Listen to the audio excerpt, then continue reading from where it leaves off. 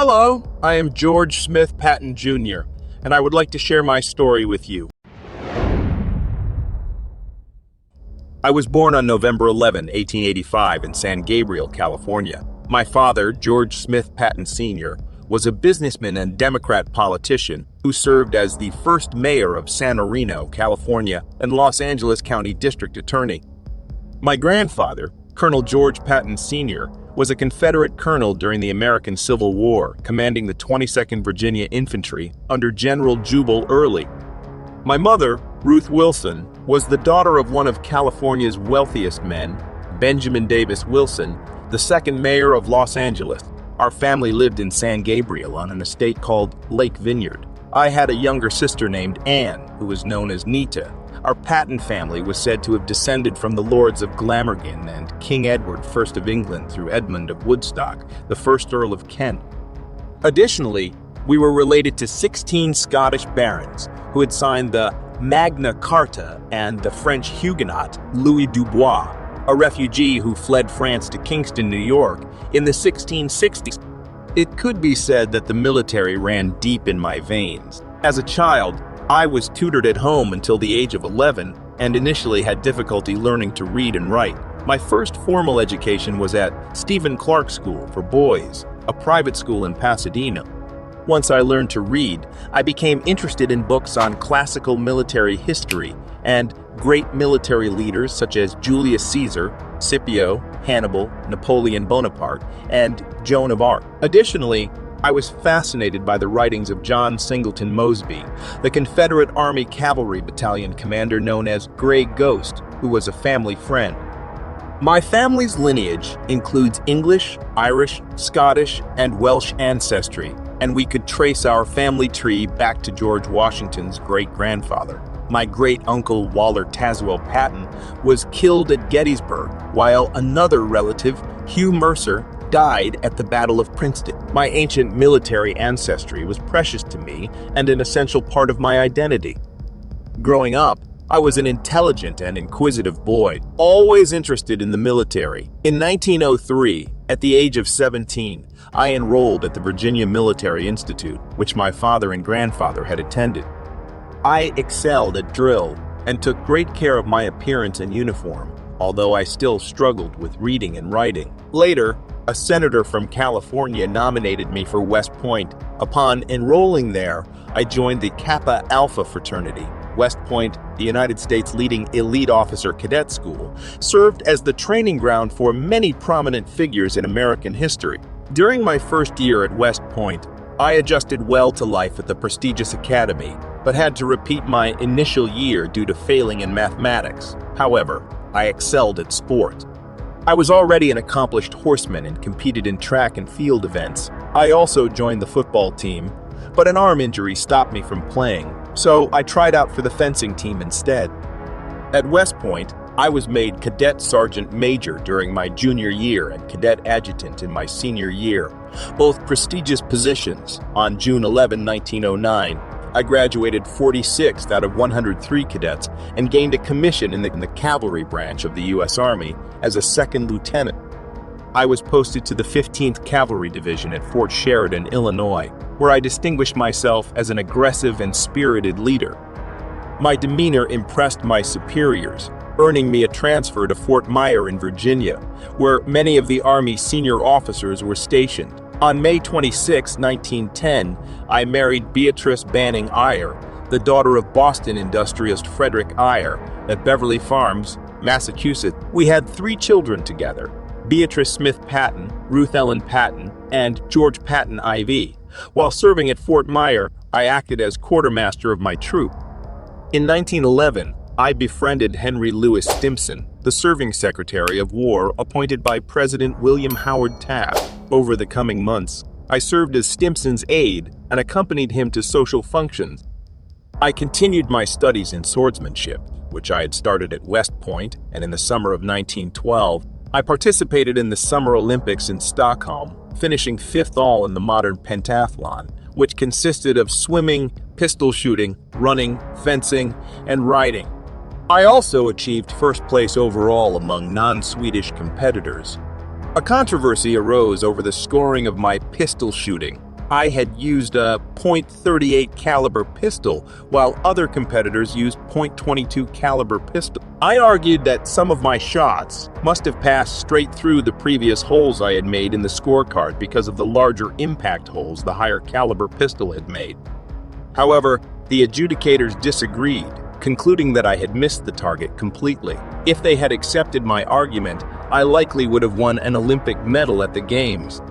Following my success at the Summer Olympics, I traveled to Saumur, France, in 1913 to study fencing under adjutant instructor Sir Charles Cleary, a master-at-arms of the French Cavalry Academy.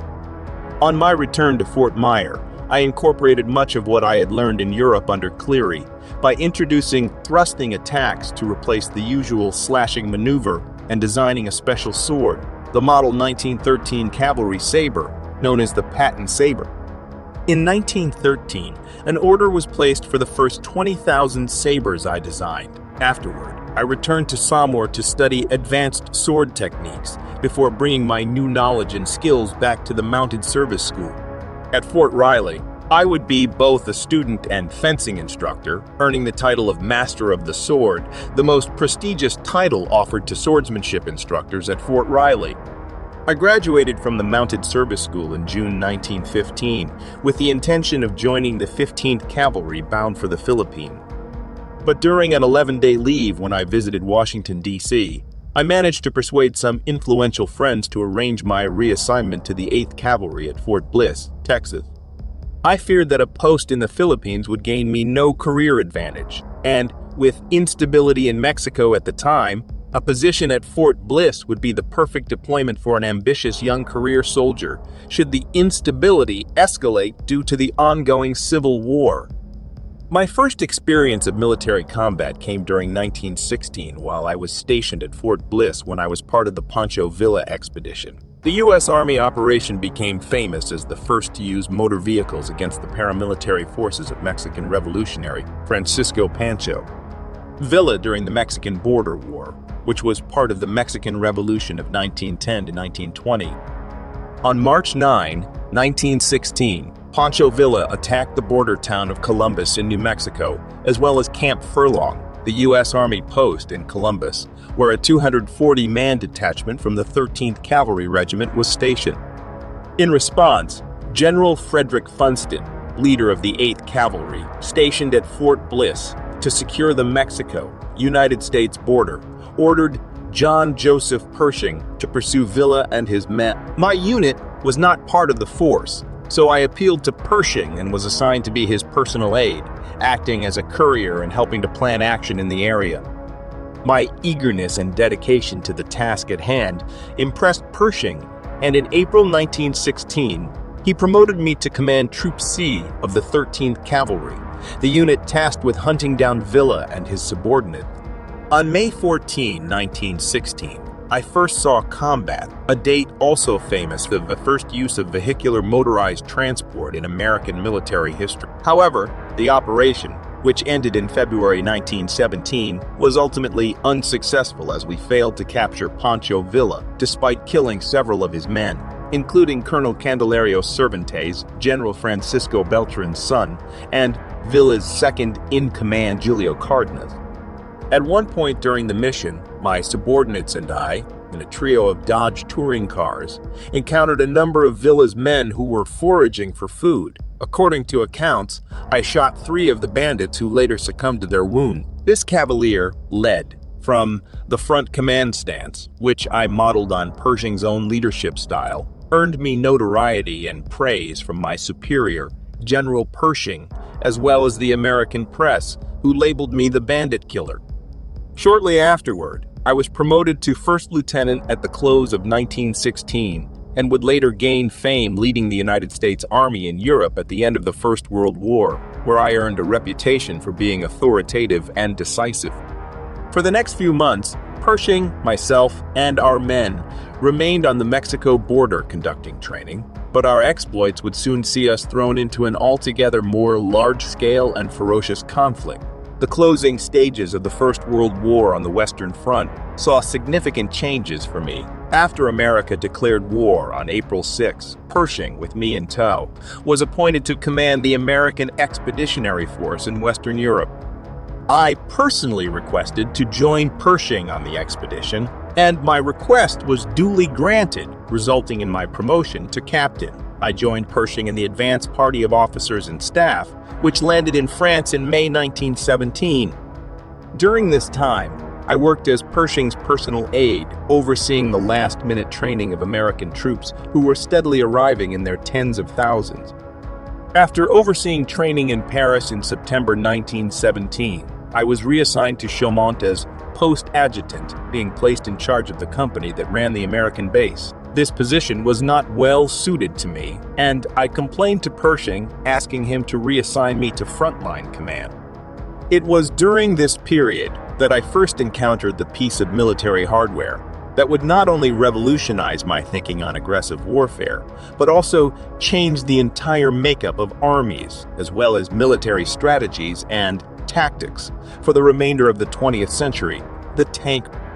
The tank had first been developed and pioneered by the British in an effort to provide the Allies with a means of penetrating the formidable German trench fortifications which extended across Western Europe during 1917, and they had succeeded in penetrating German positions on the Western Front in many instances. In response to my request for a transfer, General Pershing placed me in command of an infantry battalion. However, I was unable to assume my new command for a time as I developed jaundice, meaning that I had to spend several months recuperating in a hospital in Paris. While in Paris, I made the acquaintance of Colonel Fox Connor, an operations officer with the American Expeditionary Force, who is said to have encouraged me to seek a command in a tank regiment rather than the infantry. This resulted in yet another request from me to Pershing for a transfer, which led to my being tasked with creating the American Expeditionary Force Light Tank School on November 10, 1917. The only trouble was that I had no experience whatsoever with tanks, despite being fascinated with the possibilities they offered. Therefore, in an effort to acquaint myself with the new hardware, I was attached to the French Tank School, where I drove an armored vehicle, specifically a Renault FT light tank, for the first time.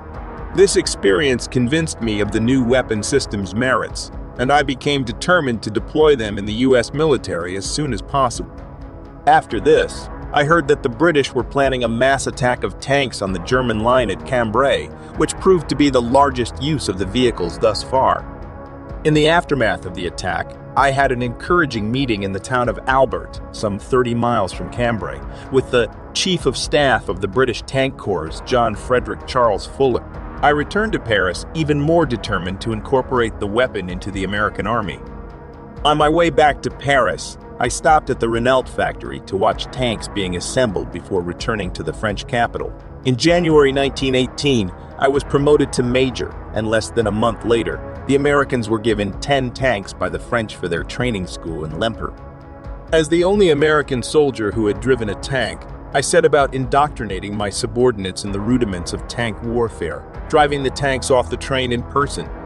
My next objective, after training tank crews, was to convince American commanders that using tanks on the battlefield was desirable, which was easier said than done. Although tanks had been effective in many instances on the Western Front, they also had a reputation for being mechanically unreliable and immobile, leading many within the American Expeditionary Force to see the new weapon system as a gimmick or fad. Nonetheless, being an exceptional orator and very persuasive and determined when I had a goal in my sights, it wasn't long before tanks were beginning to be incorporated into the American Army's battle plans for the closing stages of the conflict. Because of my success in acquiring, training, and deploying American tank crews, I was promoted once again in April 1918 to Lieutenant Colonel. I next saw action during the First World War with the American Expeditionary Forces as part of the new United States Tank Corps. My experience commanding the U.S. Tank School in France prepared me well to lead the U.S. Tank Division into war. I did this on September 12 during the St. Mihiel Offensive, and again on the 26th at the Meuse, Argonne Offensive, where I was injured while storming the German lines after my tanks had become isolated and cut off from the attack. Though the bullet wound in my leg was serious, I commanded the attack from the safety of a shell hole for over an hour before being rescued, insisting on personally submitting my report of the battle to the command post before going to the field hospital. I was treated for the injury, which kept me out of the fighting until the war ended on November 11, 1918.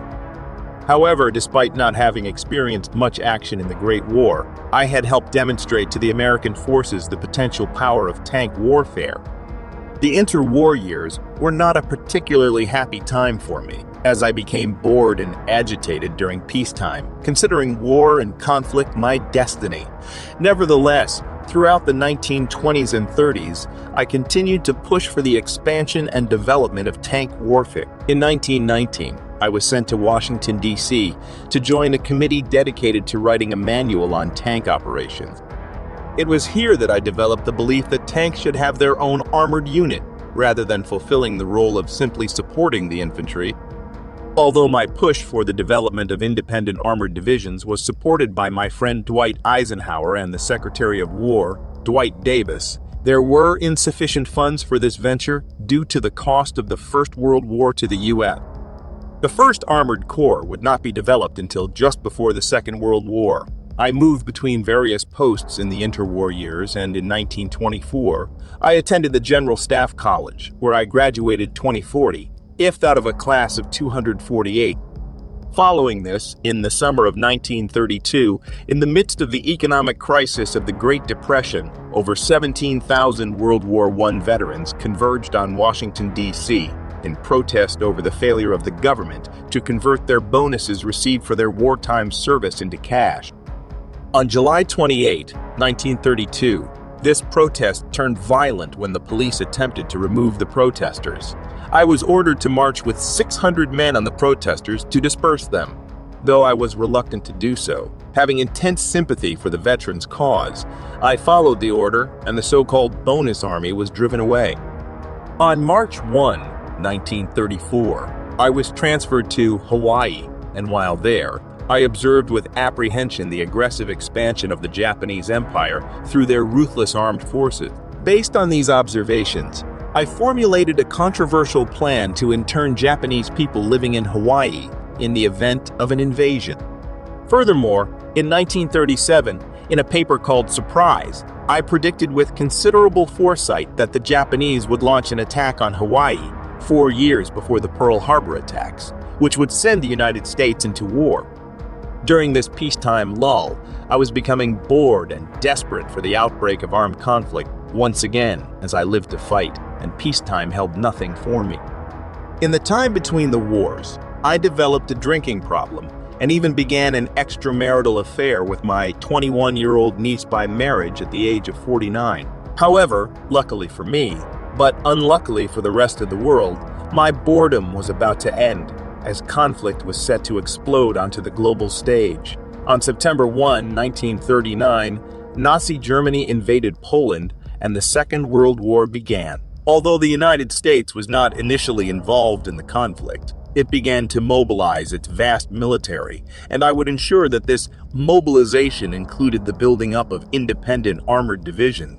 I was helped in this task by a fellow enthusiast for tank warfare, Adna Romanza Chaffee Jr., who came to be known as the father of the armored force for his role in incorporating tanks into the U.S. Army. In 1940, the 1st and 2nd Armored Divisions were created, with Chaffee as commander.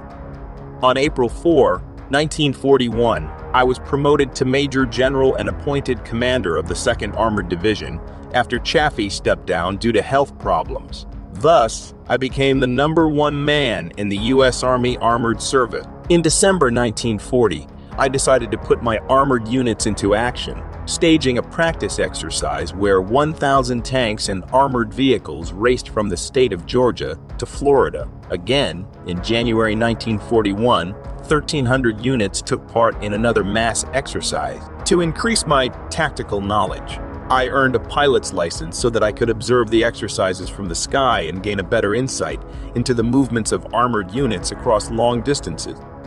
These large-scale exercises gained considerable attention across the United States, captivating the nation with my new method of warfare. During this time, I also developed my training strategies further. In late 1941, I established a training center in the deserts of California, aiming to simulate the conditions of the North African desert, which had developed into an Allied theater of war. On December 7, 1941, as I had predicted 4 years earlier, the Japanese launched a devastating assault on the American naval base of Pearl Harbor in Hawaii.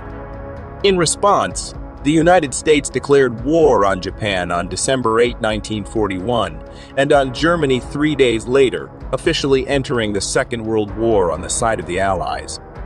On January 15, 1942, I was placed in command of the 1st Armored Corps and immediately began stepping up training exercises in the Desert Training Center. As a commander, I always preferred offensive to defensive actions, wanting to maintain constant offensive contact with the enemy. My speed and aggression defined my command style and my military career as a whole. In this way, I was very similar to the Axis general who had dominated the North African theater, the Desert Fox, Erwin Rommel. Indeed, it was in North Africa where I faced my first action of the Second World War when my friend, Lieutenant General Eisenhower, now Supreme Allied Commander, assigned me to help plan the U.S. invasion of North Africa, known as Operation Torch. This operation was intended to support the British forces already stationed in North Africa by pushing out the German and Italian Africa Corps, as well as subduing the Vichy French forces who occupied Morocco. I was given command of the Western Task Force, some 33,000 men who I ordered to begin landings centered on Casablanca, Morocco, on November 9, 1942. Before these landings began, I addressed my troops with the following words, clearly expressing my philosophy of battle.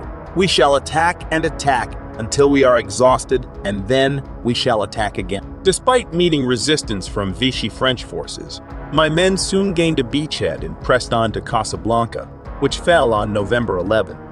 After negotiating a surrender of the Vichy French, I turned Casablanca into a military port to secure the arrival of supplies and reinforcements for the North Africa campaign. Furthermore, in January 1943, I hosted the Casablanca Conference, where U.S. President Roosevelt met with Prime Minister Winston Churchill to discuss strategy. However, U.S. forces were soon to suffer a setback. In February, the Second Corps under Major General Frendall was defeated at the Kasserine Pass in Tunisia by Field Marshal Rommel's Africa Corps. The poorly led and inexperienced American troops were pushed back 50 miles by Rommel's experienced veterans, taking heavy casualties. I responded by removing Frendall from command, heightening military discipline across us forces, pushing my troops hard, and instilling fear and discipline into the men who, in response, nicknamed me Old Blood and Guts due to my lust for battle and harsh, ruthless command style. I was also an inspiring figure for my troops, setting an example for them with my flashy and theatrical image, wearing a highly polished helmet with cavalry boots and a pair of ivory-handled pistols, and traveling in a vehicle bearing large rank insignias and sirens. I believe that commanders should be visible and bold, and I chastised officers who attempted to hide their rank to avoid snipers. As such, I acted as a beacon of inspiration for my men. My measures helped us forces in North Africa. Forces swiftly regained the offensive, and on March 17, 1943, they captured the Tunisian city of Gafsa in the Battle of El Alamein, the first major American victory against Nazi forces. With the situation in Tunisia improving for the Allies, Eisenhower recalled me in April to take control of American forces in Operation Husky, the Allied invasion of Sicily, which was scheduled for July 1943.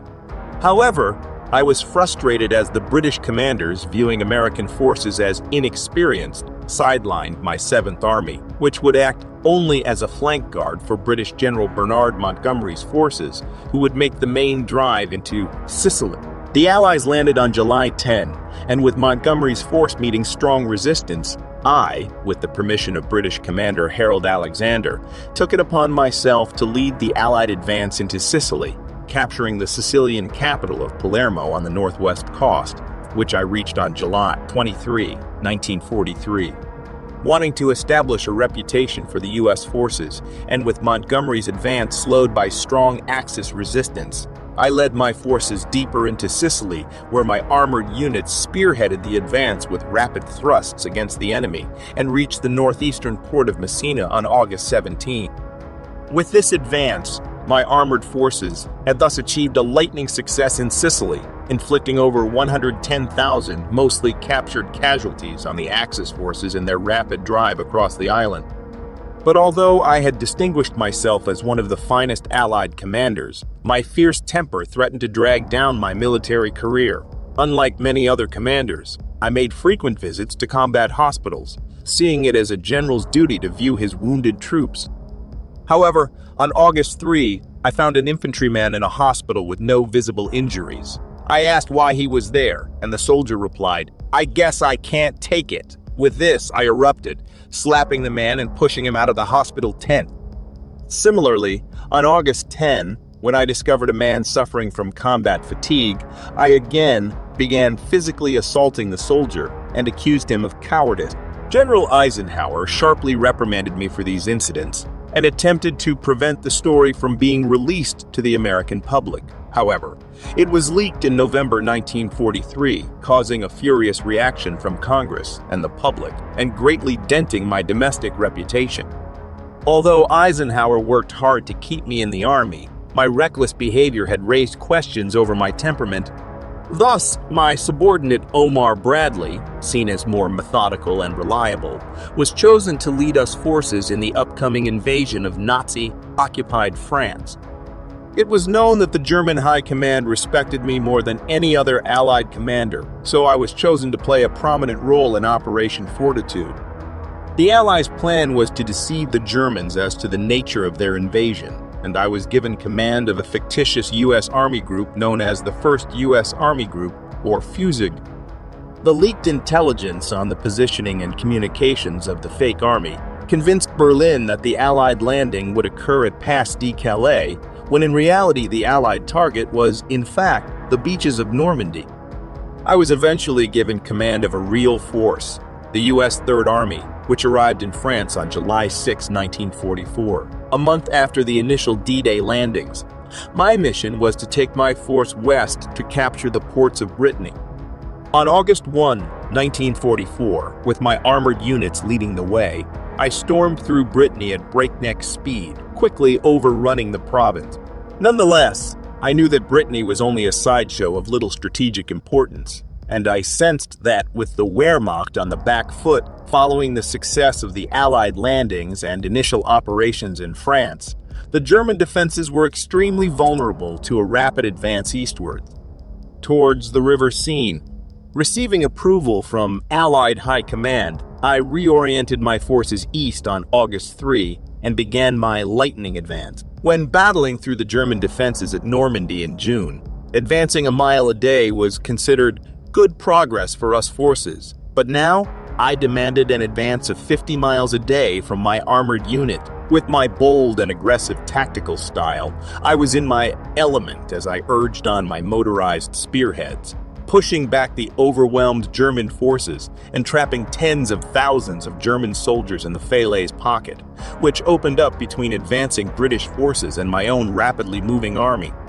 I was greatly assisted by air support during my French campaign. Reconnaissance patrols informed my forces of enemy positions, and bombers provided protection and support for my armored columns. In addition, air support was also incredibly valuable for securing my flanks, as during my lightning advances, my line often became long and thin, making my flanks vulnerable to enemy counterattacks.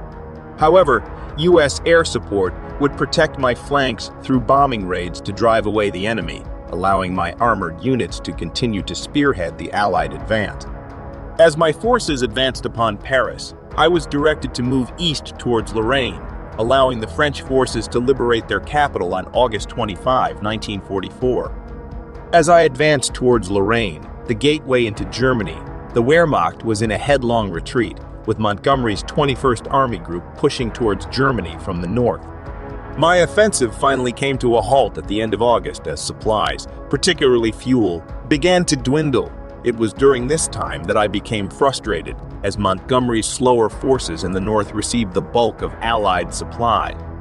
While I insisted that more fuel would allow me to drive deep into Germany and end the war within weeks, I would ultimately face a frustrating autumn.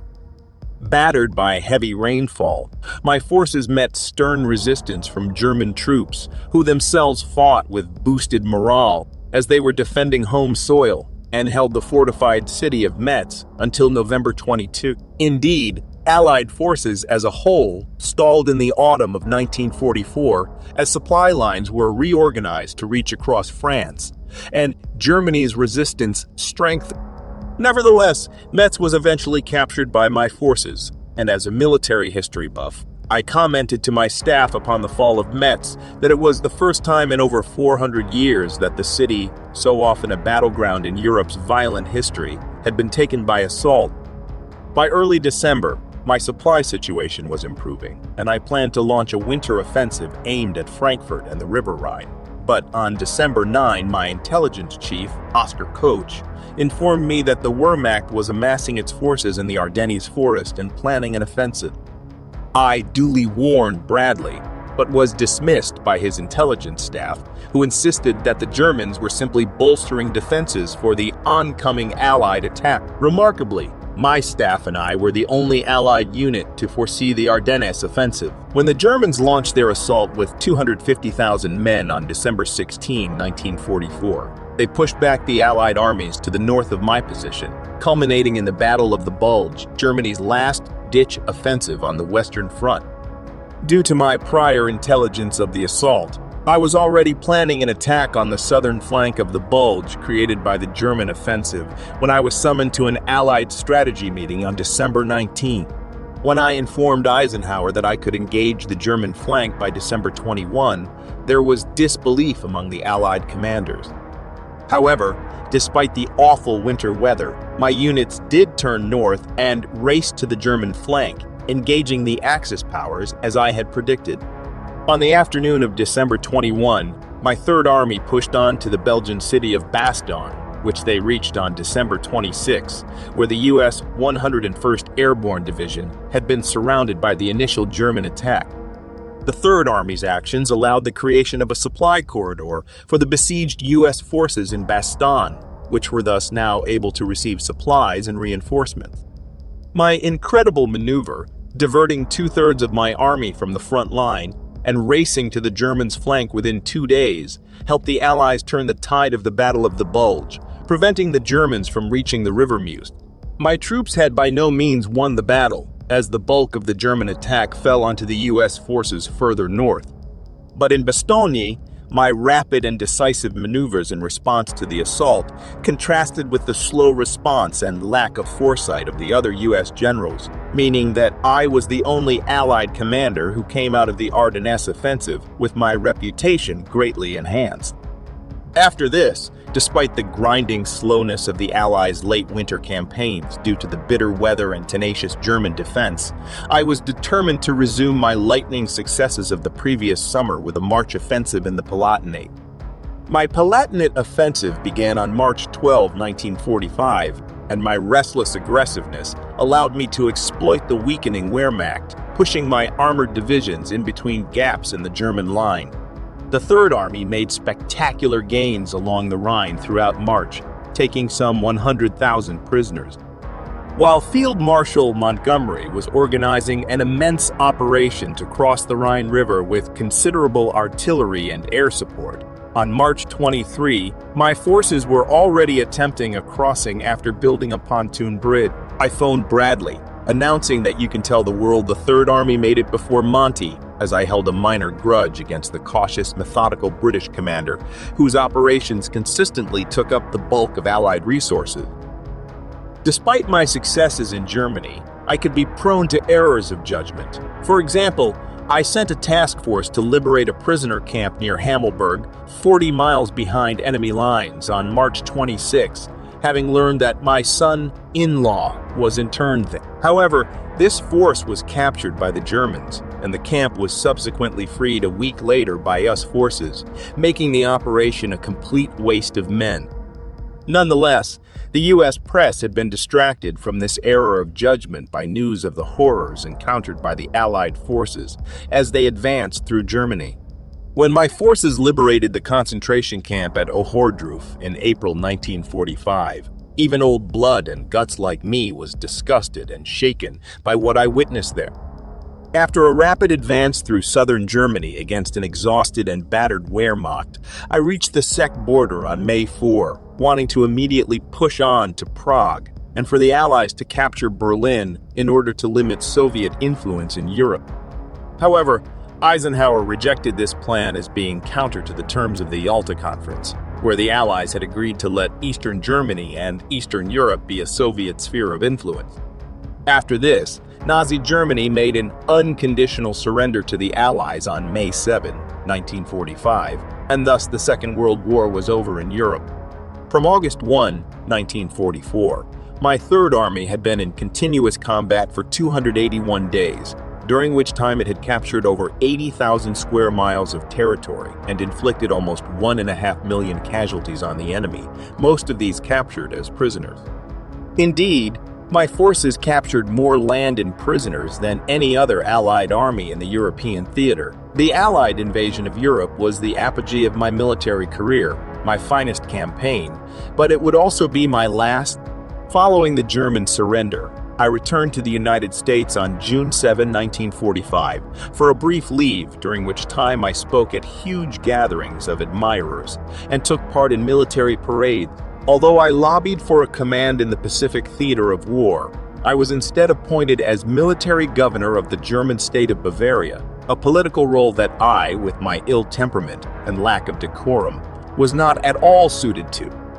Returning to Europe in July, I quickly attracted controversy with my outspoken anti-Soviet and anti-Semitic remark. What most angered the US High Command and the press was my tolerance of former Nazis in political posts across Bavarian local government. Furthermore, I expressly stated what most Allied commanders knew but did not want to say aloud, that post-war Germany could not be properly administered without the support of former Nazis who had held vital positions across the German bureaucracy.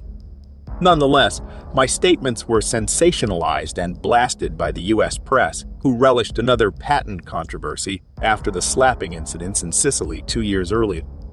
After this, I was relieved of my military governorship by Eisenhower in late September, and on October 7, 1945, I was relieved of command of the Third Army, causing me to remark at the change of command ceremony that all good things must come to an end, the best thing that has ever happened to me. Thus far is the honor and privilege of having commanded the Third Army. Nonetheless, I remained in Europe as commander of the 15th Army, where I oversaw the writing of a history of the war in Europe. Despite my fondness for military history, I was a fighter at heart and despondent at the lack of armed conflict to engage myself in. I considered retiring from the armed forces altogether.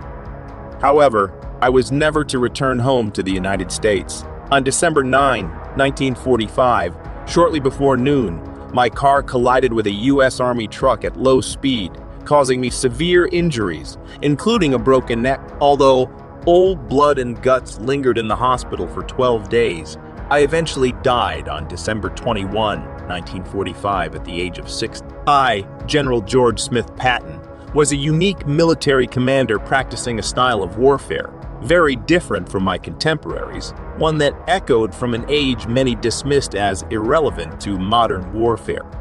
Moreover, I am considered by many historians to be one of America's greatest military leaders, distinguishing myself through my incredible victories in Sicily and Western Europe. It could be said that nothing demonstrates my greatness more clearly than the fact that I was the most respected and feared Allied commander from the perspective of the German High Command.